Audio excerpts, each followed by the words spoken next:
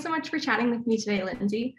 To start, I want to ask you, what goes into your role as president of the NHL Coaches Association?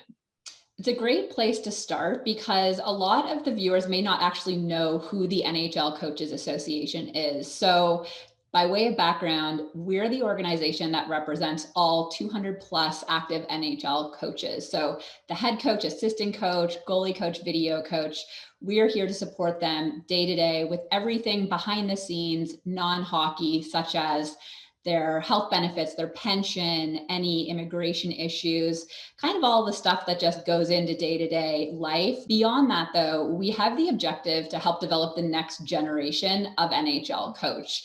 And so through a number of different programs and initiatives, we leverage the experience and the knowledge of our NHL coaches to help develop that next generation. That leads perfectly into my next question. When we look at the coaching landscape, there's a really established talent pipeline there. And for those on the outside, especially women and people of color, it can be really hard to break into that. And you're working to change that. Tell me how.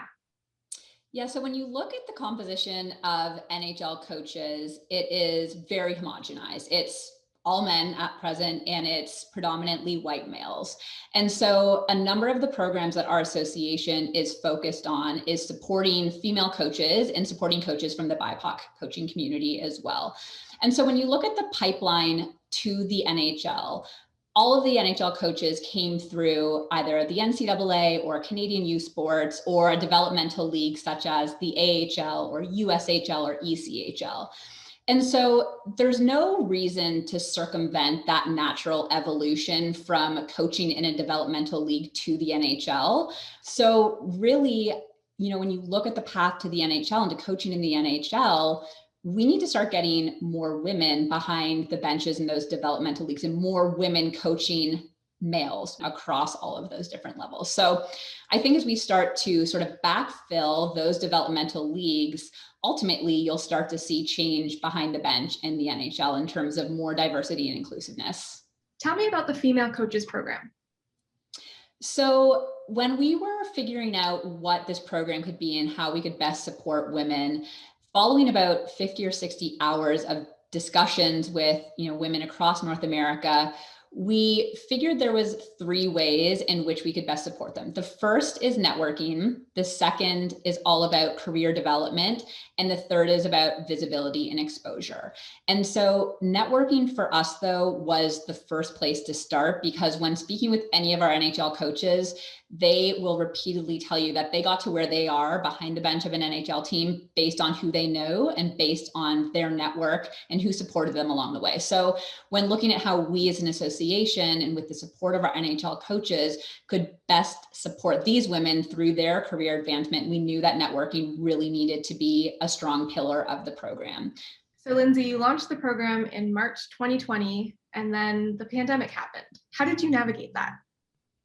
So we launched, as you said, in March, and the next step or the kickoff to the program was supposed to be in Montreal for the 2020 NHL draft. It's where we would have held our annual clinic. And the plan was to bring all of the women from across North America to that event to meet each other, officially kick the program off, introduce them to our NHL coaches, and then have them attend the full day conference together.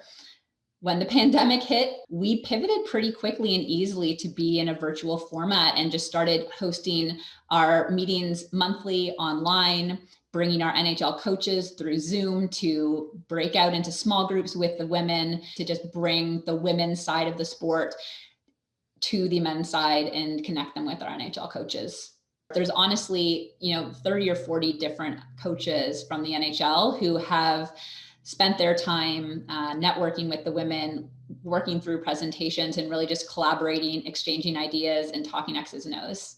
Ultimately, the end goal is to have women coaching in the NHL, and just the support and the feedback from the women and hearing their ideas and them contributing to what year 2 of this program will look like has been incredibly helpful for me. And when those in the hiring roles are, have women knocking down their doors and they have to make the best choice for the team, I think that's when we'll start to see it. Absolutely. Well, thank you so much for chatting with me today, Lindsay. You're making such incredible waves, and I can't wait to see what's next. Thanks, Emily. It was great to chat.